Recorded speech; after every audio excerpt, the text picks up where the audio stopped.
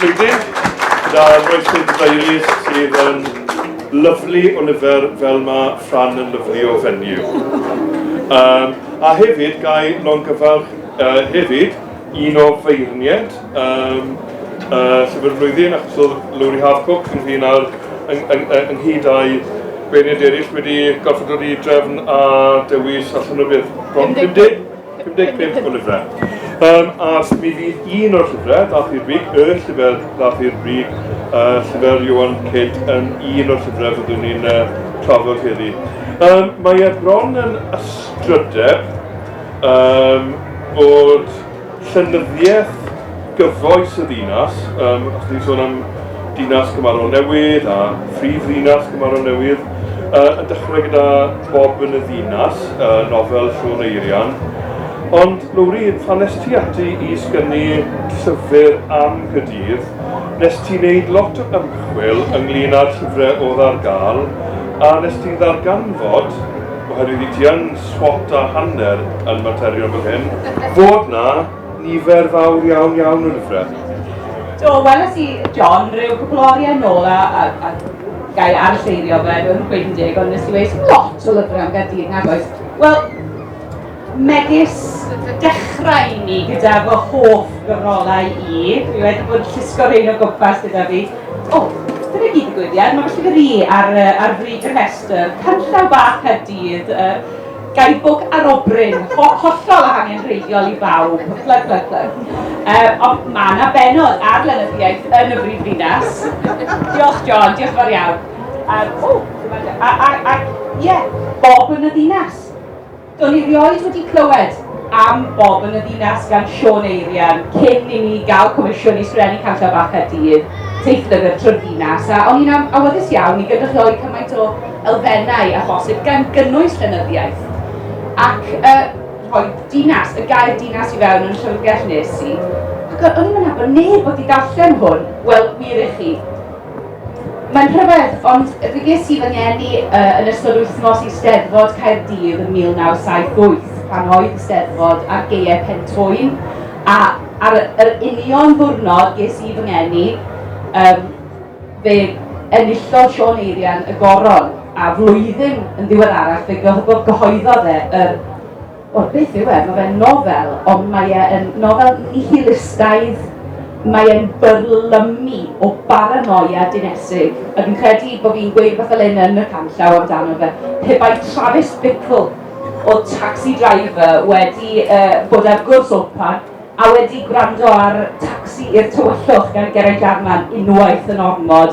Fi'n credu y byddai'n ein Travis Bickle wedi sgwennu rhywbeth fel hyn. Mae'n nofel. Mae e mas o brint yn anffodus, mae hon yn un o'r cyfrolau sydd ar gan llyfrgell y ddinas. Mae'n werth i darllen, mae'r iaith yn gref. Anghofiwch Llwyd Owen a'i holl waith sgandalaidd dros y ddegawd diwetha. Mae Bob yn y Ddinas yn sicr yn werth i ddarllen. Ac yn debyg i'r rhai llyfrau sydd wedi dilyn Bob yn y Ddinas, Cyw Dôl, Cyw Hael ac yn y blaen, mae'n ymwneud â rhywun yn symud o tu allan i'r ddinas, mewn i'r ddinas, a mae hynny'n dechrau mynd yn ystrydeb bellach yn rhai llyfrau. Wel ydy, fel merch o Gaerdydd, dwi'n aml iawn dwi'n ofalus iawn pan fyddai'n bigo llyfr gan awdur o Gaerdydd, ond falle bod nhw ddim o Gaerdydd. Mae Iwan Cyd sy'n newydd ennill llyfr y blwyddyn, mae e'n cael ei ddisgrifio fel awdur o Gaerdydd. Wrth gwrs, mae wedi byw yn Nghaerdydd yn hir, ond dwi ddim yn dod o Gaerdydd yn wreiddiol. A dwi wastad chydig bach yn rhyw deimlo mae profiad ail-law yw bobl ddwad yma, a mae hwnna mor anheg, dwi'n ymwybodol iawn o hynny. Ond mae'r profiadau hynny gan drigolion bore oes yn bryn. Fydda ni'n mentro dweud mae Llwyd Owen, Bobby Jones, Heather Jones, Geraint Jarman, Heather a Geraint a Mike Stevens yn gerddorion naturiol. Ond aml iawn da chi yn darllen am gwaith awdur sydd o'r ddinas. A dwi'n credu o'n i yn fy geiniau hwyr yn dechrau darllen Llwyd Owen. Nawr, nid pawb sy'n hoffi Llwyd Owen, fi'n deall hynny. Dwi'n fy mam yn sicr ddim yn gwerthfawrogi nofelau Llwyd Owen. Ond i mi, nes i ddechrau darllen Ffawd Cywlydd a Chelwyddau a gyhoeddwyd yn 2005. Do'n i ddim yn sylweddoli mod i'n byw bywyd monochrome cyn darllen geiriau Llwyd Owen. Ond wrth darllen i gyfrol newidiodd fy mywyd i'n amryliw a nes i sylweddoli bod rhywun wedi mynegu fy Nghaerdydd i. Na, dyw hwnna ddim i awgrymu bod fi'n byw bywyd pulpy, noiri, gyda gangsters, trelai ag ati, ond oedd acen y ddinas yna, y ffyrnigrwydd, y agwedd y ddinas. A hefyd, dwi yn nabod Llwyd, oedden ni'n mynd i'r ysgol silo fy gilydd, yr ysgol gynradd ag ati, ac oedd e mor dignoeth, ond nid oherwydd yr iaith aflan, ond oherwydd bod e mor onest a thriw i'n profiad i o fagwraeth yn y ddinas. A hoffen ni weld mwy o hynny, a rai ni gyfadde. Mewn un ystyr, os chi'n edrych ar lenyddiaeth, ar berthynas rhwng llenyddiaeth a dinasoedd, yn anodd iawn mae ambell i awdur, neu falle rhyw awduron, bigis yn creu dinasoedd. Dwi'n meddwl am Proust a Paris, Joyce a Dilyn, Borges gyda Buenos Aires. Mae yna bobl sydd nid yn unig yn ceisio dehongli, ond nhw sydd yn creu y dinasoedd. Nawr, wrth gwrs, mae yna awduron yn Gymraeg, a ni'n sôn am rhai o'r holl awduron eraill ni'n reiliad. Ond er mwyn bod yna Francesca i fewn, mae yna hefyd wrth gwrs awduron sydd yn sgwennu yn Saesneg yn y dinas. A bydd yna un o'r ffilmau chi yma heddiw, yn eithaf chi olygu casgliad o ysgrifau, gweithiau chyddiaeth Cardiff Central, dros 10 yn ôl nawr, oedd yn ceisio, oedd yn archwilio i weld pa fath o leisiau sydd hefyd yn cael ei cynhyrchu gan awduron Saesneg i haid. Fel ti'n gweud, oedd hwn dros 10 yn ôl, a taswn ni'n golygu'r un fath o gyfrol nawr, dwi'n siŵr bod hi'n eitha gwahanol, ond ar y pryd, oedd tipyn o lyfrau noir yn dod o Gaerdydd yn Saesneg am y tro cyntaf John Williams ag ati. Ac o'n i eisiau cael amrywiaeth o leisiau yn y gyfrol fel Kate O'Reilly, er enghraifft, ac mae Dani Apsi wedi sgwennu dan ar gyfer y gyfrol hefyd. Ac un o'r pleserau mwyaf ges i o olygu'r gyfrol yna oedd sgwrs ar y ffôn gyda Leonora Brittle oedd yn awdur anhygoel yn fy marn i. A mae datslef i cyfrol hi dath allan gyda Seren yn beth oedd yn 1996 yn glasur, dwi'n meddwl, ond oedd hi yn berson diemhongar, oedd ddim rili'n hoffi mynd i digwyddiadau llynyddol ag ati. Ac oedd hi ddim rili'n hoffi siarad yn gyhoeddus yn credu, ond nes i gael y sgwrs yma gyda hi ar y ffôn yn un ar darn nath hi sgwennu i ni, achos nath hi gael ei magu yn yr hen Bob Teigr, hen Tiger Bay, ac oedd hi ychydig bach yn ffwrdd â'i hi yn un ag yr awduron newydd fel John Williams, achos oedd hi ddim yn gweld newydd ar y pryd, achos oedd hi ddim yn gweld bod i'w profiad nhw, fel oedd Lowri yn gweud yn driw i'w profiad hi fel rhywun oedd wedi cael ei magu yn yr ardal yna. Ac oedd hi'n sgwrs wych ges i, ac oedd y darn yn wych gan fi hefyd, steil syml gyda hi. Ac oedd ei theulu hi wedi cael ei symud allan o'r ardal yna, pan oedd nhw'n glir o'r ardal, ond nhw hefyd wedi cael ei symud lan i, dwi'n siarad o fe ben, dwi'n cofio'r un o'r ardaloedd ar gyrion Caerdydd. Felly, mae'n gyfrol ddifyr iawn. Dwi'n ddim yn siŵr os mae'n dal mewn print. Dwi'n credu falle mae dal copïau ar Amazon os ydy rhywun gyda diddordeb, ond erbyn hyn, wrth gwrs, mae rhywun yn edrych nôl mewn, mae 10 mlynedd wedi paso, ac oedd ti'n sôn am sut ydy'n creu dinas mewn llenyddiaeth. Mae'r dinas oedd wedi cael ei chreu yn y gyfrol yna, wrth gwrs, wedi newid yn llwyr ers hynny o fewn y 10 mlynedd diwethaf, sy'n gweud. Ond yn ogystal â phobl fel Leonora Brittle, mi roedd yna nifer o awduron eraill newydd os ydych chi yn ceisio disgrifio'r profiad o byw yn y ddinas newydd yma. Ac yn ara bach i ni yn meddiannu tir y ddinas, a felly ar ôl Leonora Brittle mi roedd awduron dion eraill fel Charlotte Williams yn sgwennu am y profiad ddynesig. Wedi pobl fel John Williams yn sgwennu nid yn unig cyfres o straeon gwirion, ond sawl nofel ymwneud â phrofiadau pobl dion, Wliged Dyn Gwyn, ac yn edrych ar Twf Islam ac yn y blaen. A wedyn all bethau'n dawel, Jo, yn beth rhyfedd iawn, achos fod pobl fel Llwyd Owen wedi mynd ymlaen sgwennu 5 o nofelau nawr, oedd rhan fwyaf ni'n ymwneud â'r ddinas. Ond dwi'n iawn, yn ddiweddar, mae Caerdydd ar wahân i ambell waith heb fod yn gefndir neu yn destun ar gyfer ffuglen y Saesneg. Fel ti'n gweud, mae'n anodd gwybod pam, does dim rheswm amlwg. Fi wedi bod yn meddwl am hyn yn ddiweddar achos fi'n dechrau gweithio nofel newydd fy hun, ac o'n i'n benderfynol bod hi'n mynd i fod yn nofel wedi seilio yn Aberystwyth, ond rhywsut mae wedi dod gyda fi lawr i fan hyn. Felly, fi wedi bod yn edrych o gwmpas yn meddwl am ba nofelau fi wedi mwynhau nes i fi lleoli yn gallu nofelau Saesneg, Creswell to Pardy er enghraifft. Ond ti'n hollol iawn, mae yna dywelwch mawr wedi bod, a dwi ddim yn siŵr pam. Ydy hi achos bod y ddinas yn newid mor gloi, mae'n anodd i ddal naws y ddinas erbyn hyn, dwi ddim yn siŵr, ond dwi wrthi nawr yn dechrau'r nofel wedi lleoli fan hyn, ac ewn ni weld sut mae'n siapo. Mwyn i Lowri cael bod yn frwdfrydig, yn ystod ymchwil di i'r traddodiad o sgynnu yn Gymraeg am y ddinas, dysgu dros Owain Meredydd a hefyd perthynas i Owain Meredydd. Oedd hwnna'n darllen meddiadau yna, neu ti'n excited iawn o'n do? Do, wel, dwi wedi gwybod yn ffrindig gorau efo brawd i Owain Meredydd, Gruff Meredydd. Mae e'n gerddor ac yn artist sydd yn greu, wel, bod cynifer o artistiaid ifanc yma yng Nghaerdydd, neu cymaint o gyfraniad. Ac a dweud gwir, mae yna artist ifanc arall newydd gerdded fewn, Osian Rhys Jones, un o'r beirdd. Dwi ddim yn gwybod faint ohonoch chi sydd yn mynychu un o'r nosweithiau mwy llwyddiannus yn y byd llenyddiaeth yn yr iaith Gymraeg dros y 2 blynedd diwethaf. Mae un o sylfaenwyr noson gymhorol o'r enw Bragdi'r Beirdd, sydd wedi symud o Rocking Chair yn Riverside i Potters yn Rhegana, a mae'n un o'r nosweithiau. Achos chi ddim colli mas, nid yn unig mae fe wedi creu bwrlwm ymysg bobl sydd yn dilyn barddoniaeth yn y Gymraeg, lleiafryd bychan oedd y bobl hynny cyn hynny, ond maen nhw bron iawn wedi creu diwylliant newydd sbon o Caerdydd blwyfol iawn. Mae pobl yn tueddu sticio i'w hardaloedd eu hunain, ond mae'r nosweithiau yma wedi denu pobl o ochr arall yr afon yn fach o si, achos mae'n allan i Ganton yn hollol estron i ni.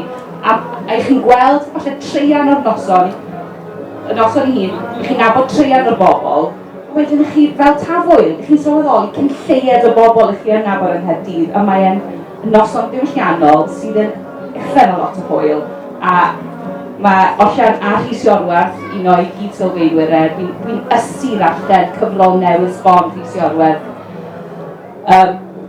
Oedden ni am beth yn tafwyl? Na dwi ddim, ond ta waith. Ond i'n ffodus iawn i gael cerdd gan Rhys ar gyfer Canllaw Bach Caerdydd. Mae ymateb i'r ddinas yn hynod unigryw a diddorol.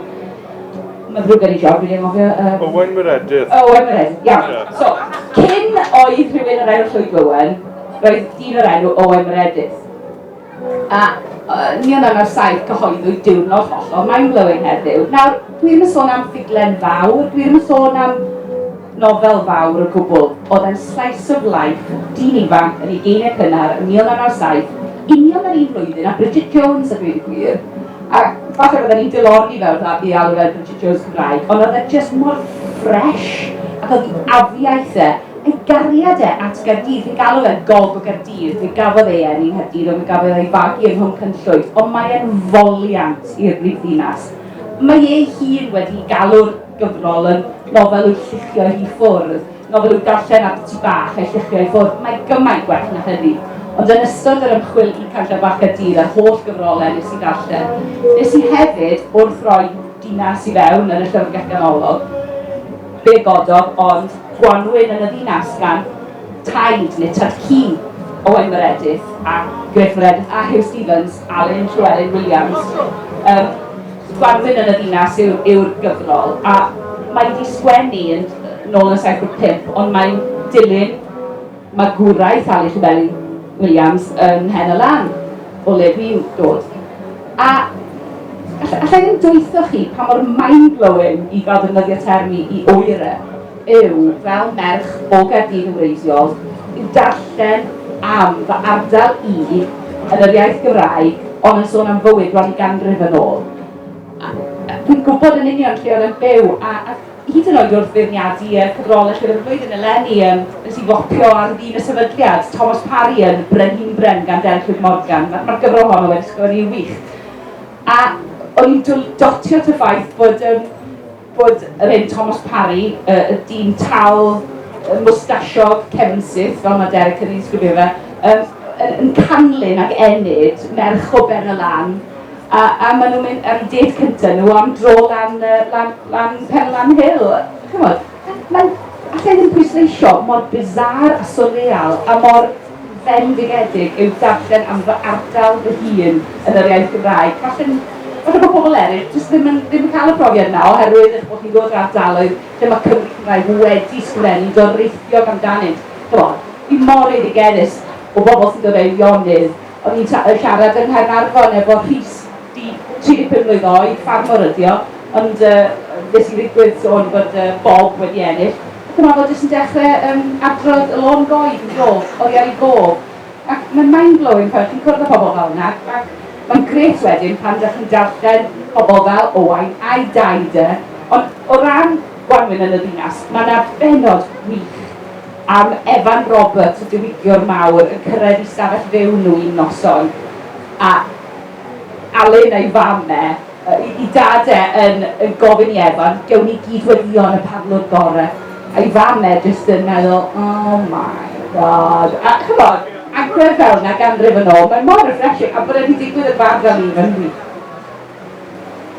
Ni'n sôn yn y bôn am ryddiaeth, ond wrth gwrs, fi ddod Sion Eirian hefyd wedi sgynnu dramau yn syniedig, wedi lleoli yng Nghaerdydd.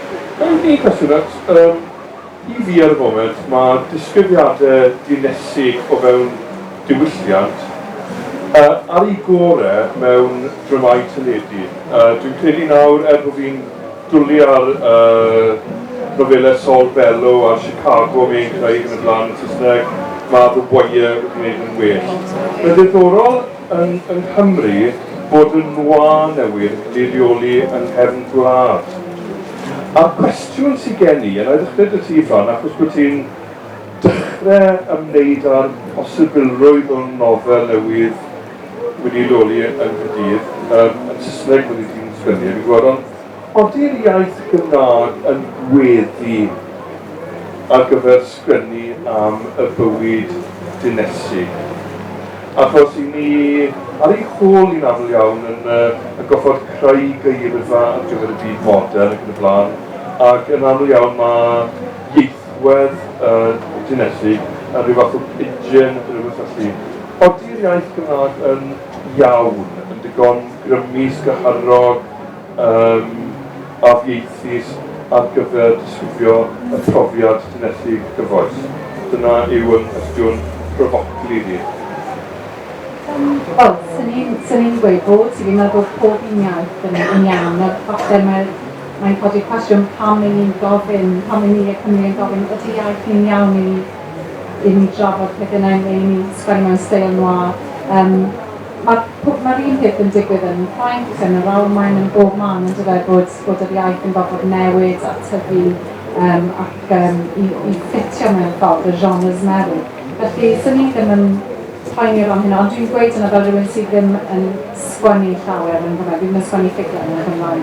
Felly, tas y awdur sydd yn sgwennu yn Gymraeg, yma falle bydden nhw'n anghytuno gyda fi. Ond o ran iaith yna, mae'n gwestiwn anodd i ateb mewn ffordd, achos dwi'n siŵr pan mae, fel oedd y ti'n gweud, gyda teledu, wrth gwrs, mae lot o straeon a rhaglenni dramau dwi'n meddwl amdano nhw'n bennaf diddorol wedi digwydd bod yr teledu yn ddiweddar.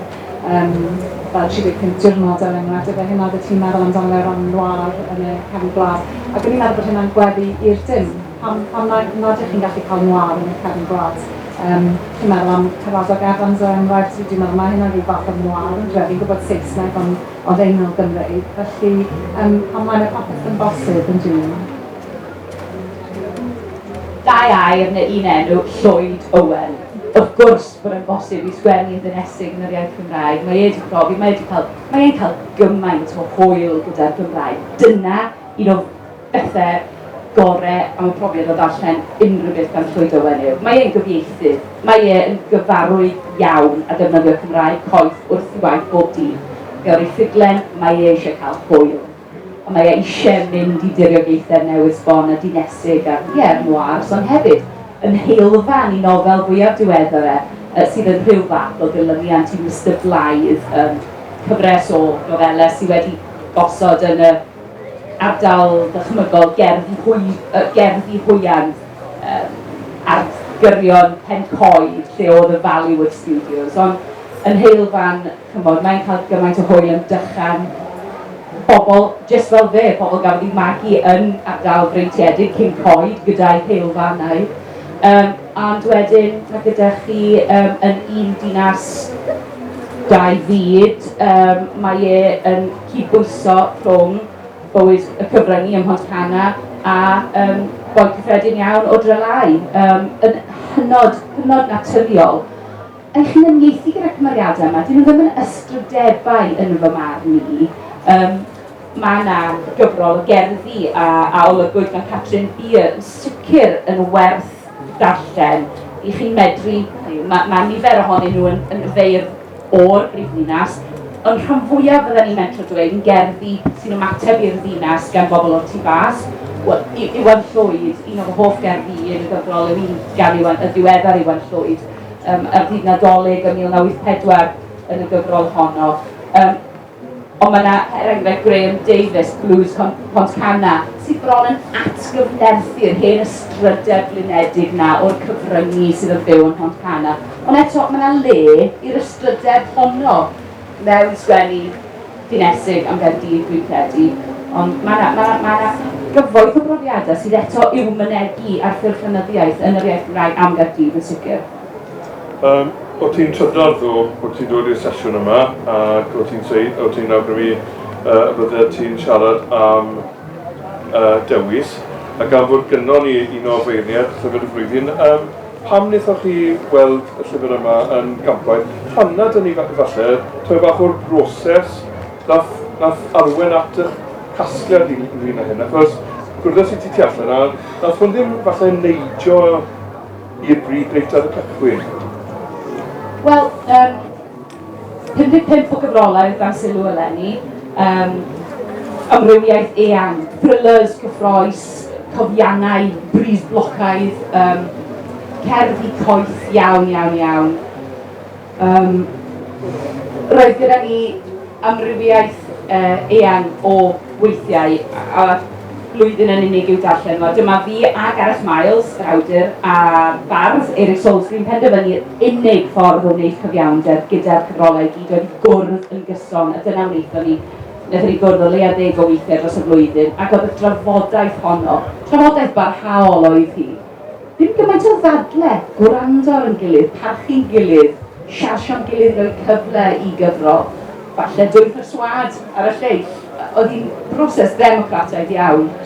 A mae pobl yn meddwl, mae'n gofyn, beth oedd eich meini prawf chi te? Wel, darllen eich pleser oedden ni. Dewis y llyfrau, wnaethon ni fwynhau fwyaf. Mae'n swnio mor arwynebol yn dydi, ond pam arall mae unrhyw un darllen? Dyna dwi'n gofyn, beth bynnag.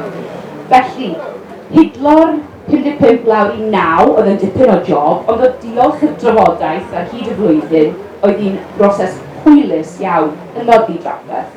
Problem fawr wedyn oedd sut goblin oedd cymharu 9 gyfrol mor wahanol. Ac yn naturiol ar hyd y flwyddyn, i chi yn synhwyro, i chi'n clywed, i chi'n darllen, i ni ddim yn darllen nag yn trafod mewn gwochdeb. Mae bywydau'n digwydd i ni'n tri.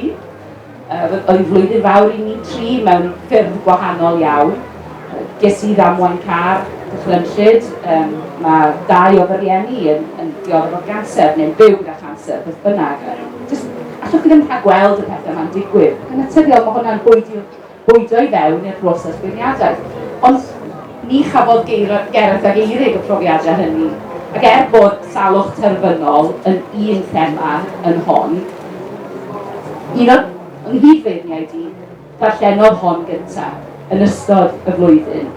A dwi'n credu yn achos fi ag Eirig, oedd hon yn eithaf agos at gwylod y pentwr i fod yn onest. Ioan Kidd, awdur plant o bobl ifanc, ie? Ni ddim wedi darllen i waith y blaen, ond y fe, clawr dyniadol iawn, ond Gareth Miles wedodd wrthai, Lowri, darllen hwn, mae'n wych. A dyna nes i, ac ar y ddarlleniad cyntaf ohoni, o'n i'n gwybod bod hi'n gyfrol arbennig. Ac yna, pan yn dilyn y cyfnod o ddewis rhestr fer, fi'n rhaid wrth gwrs cymharu. Mae hwnna mor amheg, ond dyna maen nhw'n ofyn i chi wneud, gallu ail-ddarllen ac ail-ddarllen. A dwi'n credu noson cyn i ni benderfynu o'n i'n cael bath, darllen hon y 3 waith yn fy nagraeth. A'r bore, am 6 gloch y bore, cyn y penderfyniad am 9 gloch y bore, yn y bath unwaith eto, dwi'n gwybod, mae'n rhaid bod fi'n fudur iawn. Ond eto, yn fy nagraeth. Mae'r gyfrol hon yn fras iawn iawn am deulu cyffredin, dosbarthanol o Gaerdydd. Mae'n dilyn hint a helynt eu bywydau prysur nhw, bywydau bob dydd nhw. A mae peth yn digwydd iddyn nhw, mae bywyd yn digwydd iddyn nhw. Mae themau mawrion bywyd yn cael eu trafod. Ysgariad, galar, salwch terfynol, rhywioldeb. A coelwch chi fi, fel gen i ddim syniad mae hon fydde'n mynd â hi ar ddechrau'r flwyddyn. So, sy'n mynd i gweithio chi, mae'r cofiannau mawr y 3 chefnder. T.H. Parry Williams, a Williams Parry, a Bob, a Thomas Parry mewn blin gen i. Mae gennych chi rhyw rhagdybiaeth yn eich pen. Reina yw'r hefies yn de, siwt ar wyneb y dde, ar ydych chi roi ein rhywun arall. Coelwch chi fi, erbyn y penderfyniad na, pan ddeithon eich penderfyniad rhwng y 3 enillydd y 2 categori, dyma oedd y penderfyniad mwyaf naturiol i ni 3. I fi, mae yna wendi y digwyddiad trwy'r yma, sef mae wedi salwch terfynol, a mae'n symud ag at euthanasia, a mae'n awgrymu, mae'n cymryd chi'r cyfeiriad yna, a wedyn mae'n gadw'r testyn gyflannu. Ac i fi, mae hwnna yn wendi sylfaenon yn trwy'r. Ond, dwi'n digon hapus i fynd nôl i ddasau yn trwy'r to. Beth oedd y pleser felly? Mae'n nifer eiddfed iawn, a mae'n portreadu'r cymeriadau yma, chi'n nabod pob un ohonyn nhw, a maen nhw sawl cenhedlaeth, a mae'n dda iawn hefyd yn cyfleu neu cyflwyno tafodiaeth, cwmtaweg yn y blaen. Ond i chi yn bersonol, beth oedd y pleser ydy'r gyfrol yma? Mae'r cymeriadau mor reol. I chi'n dechrau darllen nofel fel hon, a chi'n meddwl, dwi'n gwybod beth yn digwydd yn y diwedd. Chi'n darllen nifer fawr o nofelau, a maen nhw'n ystradebol. Maen nhw'n efelychiadau falle o nofelau Saesneg. Pan oeddech chi'n darllen am olygfa, a chi'n meddwl i chi, dwi'n gwybod mae hwnna'n mynd i ymddangos eto yn y bobl, chi'n gwybod beth sy'n digwydd. Dath e ddim digwydd o gwbl. I ti, nath orffen yn ffwrbwt. Dwi'n credu y gallai fe wedi mynd i faes sentimental iawn, a nath y benderfynu peidio. Mae'r bobl hyn, mae'r cymeriadau mor ddyneiddiol, mor drigarog. Mae'n gampwaith diymhongar o gyfrol, a dyna oedd dyfariad y trion o ni. A dwi'n gwybod nad yw pobl yn mynd ati ail-ddarllen ac ail-ddarllen, oedd rhaid i mi mwyn cymharu, ond dwi'n gwybod y byddai'n dewis darllen hon eto. Mae'r ffordd maen nhw'n delio efo'i gilydd, mae'n brofiad hyfryd, a falle bod ni'n cymryd nofel fel hyn ganiataol, ond mae hefyd, mae'r arddull ffres a thafodiaeth goeth, Cwm Tawe fel mae'n digwydd, yn bleser i'w darllen. A dyna siwt nath y trion o'n i benderfynu mae dewis byddai'n mynd â hi. Cyn ni symud mlaen felly i nofel sydd heb i sgynnu to, os na nofel fydd hi, achos dwi'n gwybod bod ti'n ymddiddori hefyd yn y stori fel. I ti yna pwynt yma le ti ddim yn siŵr os dwi'n mynd i fod yn dwi'n wedi symud o dyhead neu dymuniad i sgynnu Aberystwyth i Gaerdydd, oherwydd bod ti wedi symud yma. Le mae rhywun yn mynd i chwilio am nofel wrth setlo mewn dinas fel Gaerdydd?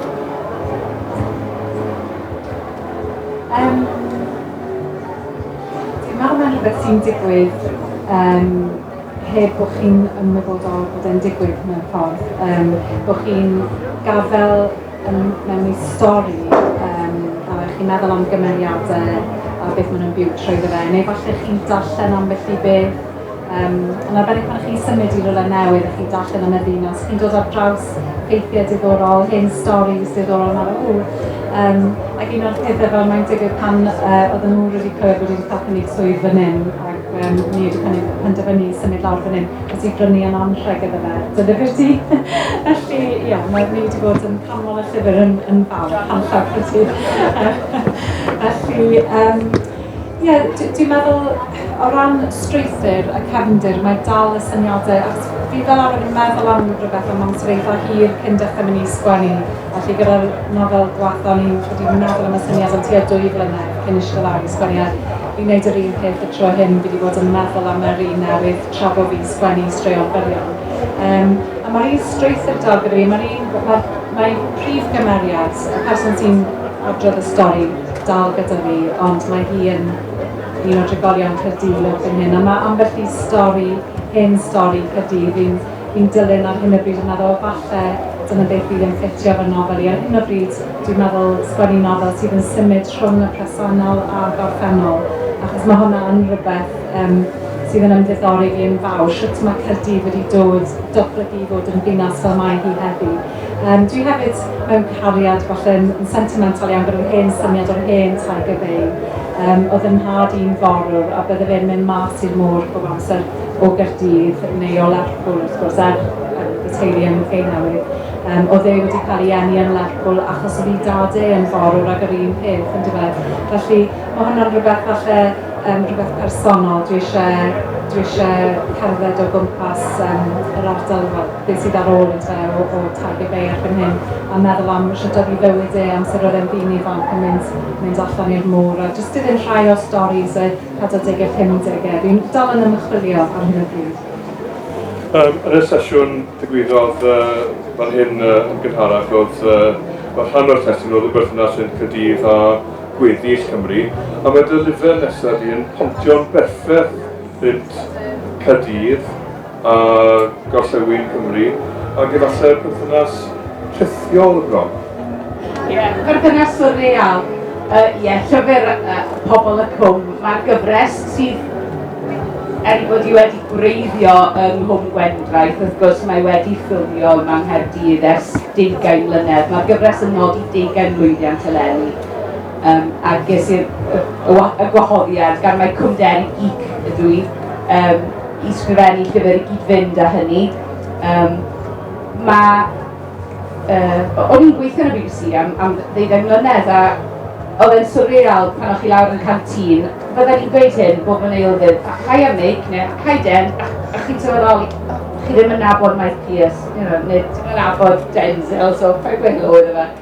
Ond oedd actually myned y studio anferthol lawr yn mhorth o'r Hath a gweld y pentre mewn 3D, cerdded lawr, camu fewn i salon Cheryl, caffi Mike Pierce. Mae fe yng Nghaerdydd, chi'n bod, mae Doctor Who Experience dafliad carreg i ffwrdd, ond dwi'n rhyfeddu bod dim Cwmderi Experience, achos mae'n well na'r Universal Studios neu mynd i Disneyland, fi'n gweithio chi, mae'n anhygoel. A dwi'n mawr obeithio, hynny yw, ges i'r fraint y pleser o holi pob un o'r actorion ar eu setiau nhw, so dychmygwch cwrdd â Cheryl, neu Lisa Victoria wrth gwrs, yn y salon, Hywel, yn y caffi.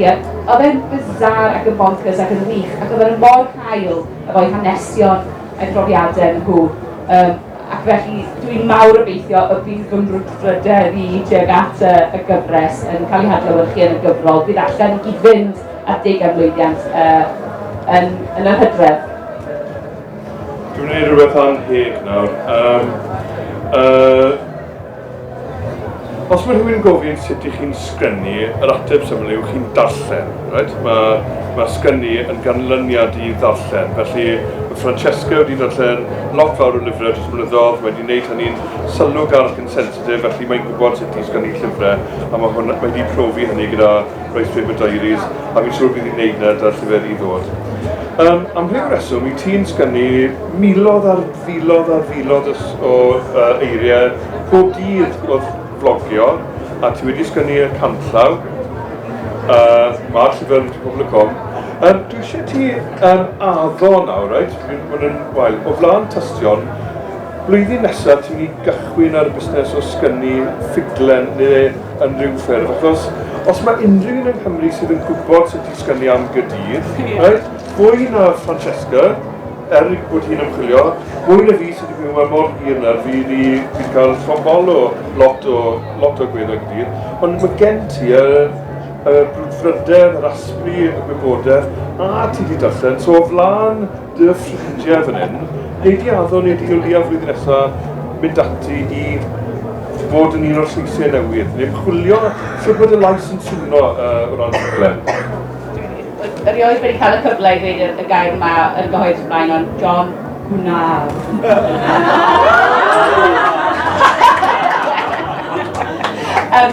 Mae'n rhyfedd iawn, ond ti'n gofyn sio mae rhywun yn ati i sgrifennu.